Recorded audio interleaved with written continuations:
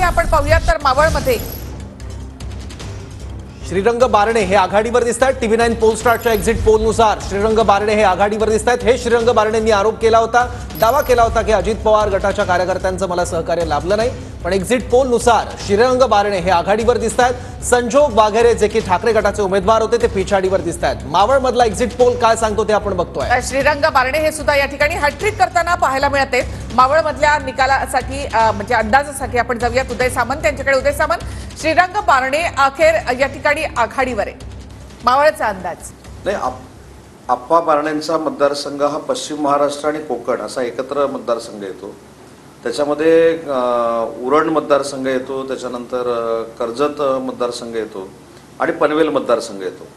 आता पनवेल आणि उरण मतदारसंघाचा जर आपण विचार केला तर पनवेलला प्रशांत ठाकूर आमदार आहेत आणि उरणला महेश बालदी आमदार आहेत, जे अपक्ष म्हणून निवडून आले, परंतु ते भाजपचे आहेत।